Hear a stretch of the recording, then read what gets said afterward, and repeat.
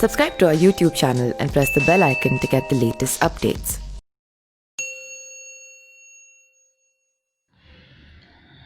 नमस्कार, मैं पिंटू सिंह यादव आप सभी का स्वागत करते हैं न्यूज़ लाइव में। बिहार का विधानसभा चुनाव नज़दीक है। हालांकि अभी डेट जो है फाइनल नहीं हुआ है। इलेक्शन कमीशन जो है अभी डेट का फाइनल डेट जारी नहीं किया है, लेकिन अभी से बिहार विधानसभा के जो नेता हैं और जो बिहार में आने वाले समय में चुनाव लड़ने वाले हैं, वो नेता अपने अपने स्तर पर अपने विधानसभा और कार्यकर्ता सम्मेलन कर लोगों से जुड़ने की कोशिश कर रहे हैं और आगामी विधानसभा की ज़बरदस्त तरीके से तैयारियां कर रहे हैं। अगर हम बात करें दिग्गज नेताओं की, जो पार्टी के दिग्गज नेता हैं, तो उसमें नीतीश कुमार शामिल हैं। अगर हम बीजेपी की बात करें तो बीजेपी भी कई सारे दिग्गज नेता हैं। अगर हम बात करें तो अमित शाह जिस तरीके से वर्चुअल रैली के माध्यम से बीजेपी के कार्यकर्ताओं को जोड़ने की कोशिश की थी, उसके बाद से एलजेपी के सुप्रीमो जो चिराग पासवान है, वो भी लगातार वर्चुअल कन्वर्सेशन के माध्यम से, या फिर अगर हम कह सकते हैं प्रेस कॉन्फ्रेंस लाइव टेलीकास्ट के माध्यम से लोगों से कम्युनिकेट कर रहे हैं और आने वाले समय बिहार की राजनीति के लिए और बिहार के चुनाव के लिए कमर कसने की तैयारी जोरों पर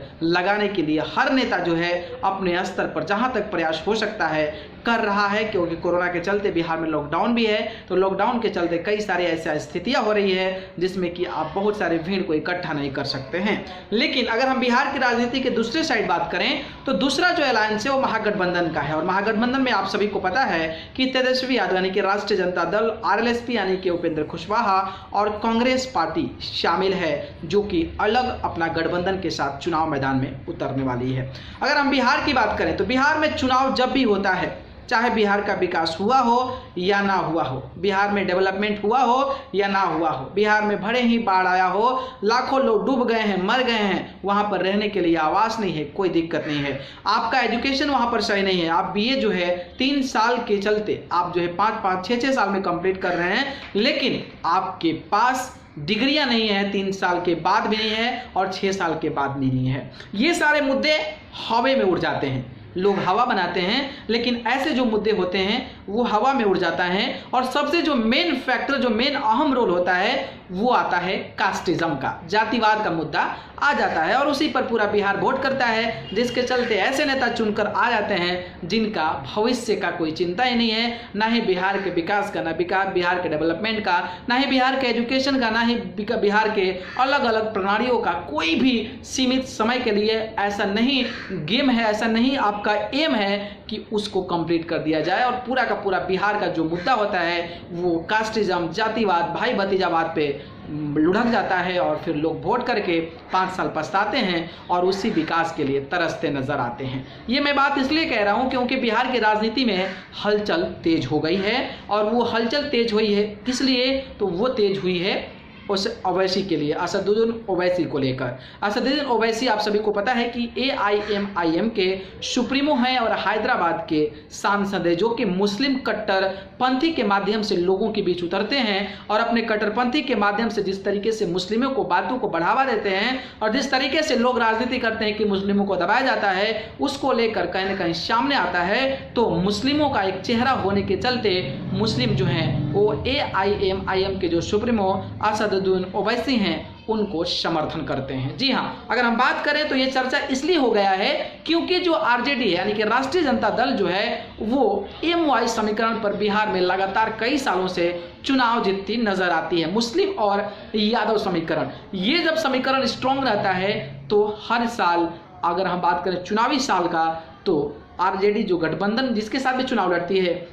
उनको काफ़ी ज़्यादा बेनिफिट मिलता है। और यही वजह है जिसके चलते RJD जो है मुस्लिम यादव समीकरण पर अपना इम्पैक्ट बनाती नजर आती है। चाहे मुद्दा CNRC का हो या फिर मुस्लिमों के खिलाफ कोई भी मुद्दा हो, उसको गठबंधन जो अलायंस है यानी कि जो RJD है वो कहीं ना कहीं अपने सपोर्टर के माध्यम से, अपने समर्थन के माध्यम से लोगों को दिखाना चाहती है कि बिहार के मुस्लिमों, मैं आपके साथ हूँ और आपके हर सुख दुख में साथ रहूंगा। और यही लालू यादव ने कर आए थे, जिसके चलते MY समीकरण के चलते उनके लगातार कई सारे विधायक बनते रहे हैं, जो कि राजनीति में और खास करके हम सरकार में बात करें तो अहम भूमिका निभाए थे। लेकिन हम बात करें सीमांचल क्षेत्रों की, तो सीमांचल क्षेत्र में 4 जिला आता है जो काफ़ी फेमस जिला है, जहाँ पर मुस्लिम बहुल्य क्षेत्र है, जहाँ पर अगर मुस्लिमों की आबादी कहें तो काफ़ी ज़्यादा है। और अगर वहाँ पर लालू प्रसाद यादव की पार्टी को इम्पैक्ट इम्पैक्ट पड़ता है तो आने वाले समय में लालू यादव की पार्टी आरजेडी को काफ़ी ज़्यादा नुकसान भी हो सकता है। और जिस तरीके से उपचुनाव में एआईएमआईएम के सुप्रीमो की पार्टी जो है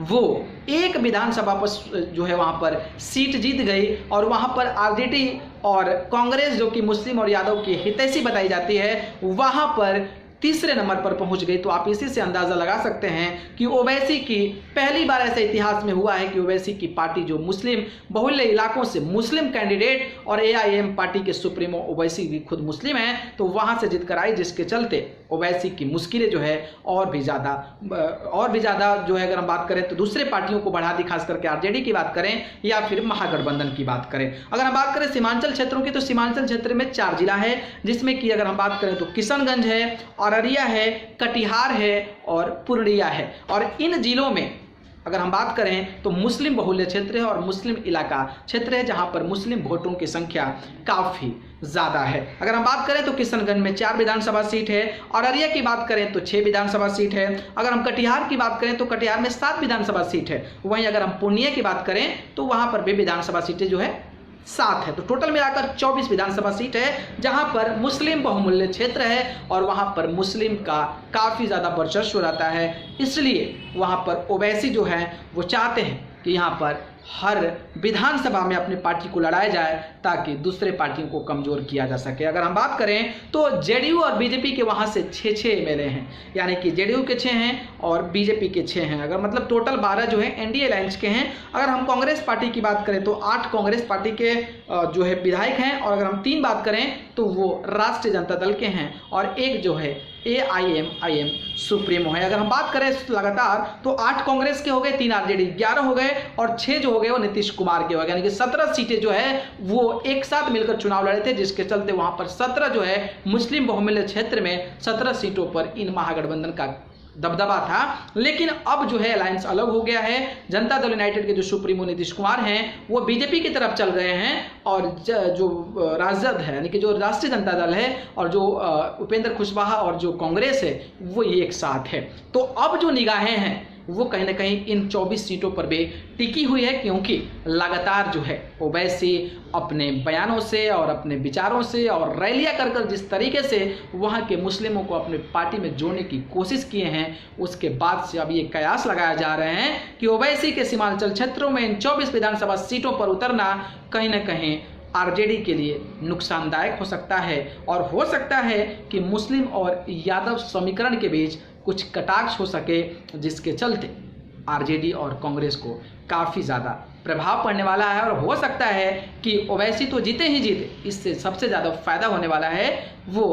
एनडीए अलायंस को होने वाला है, यानी कि बीजेपी और जेडीयू और एलजेपी को होने वाला है। और इनको लेकर अब बिहार की राजनीति जो है काफ़ी ज़्यादा तेज हो गई है और तेजस्वी यादव उसी मुस्लिम को समीकरण को साधने के लिए लगातार प्रयासरत हैं। आपकी क्या विचार है, क्या राय? अगर आप बिहार से हैं तो आप पॉलिटिकल एनालिसिस के माध्यम से ज़रूर बताइए कि बिहार में अगर ओवैसी कूदते हैं इन सीमांचल क्षेत्रों में जहाँ पर मुस्लिम बहुल्य क्षेत्र एरिया है तो वहाँ पर क्या इम्पैक्ट बना पाएंगे, क्या वो खुद जीत पाएंगे या फिर आरजेडी गठबंधन को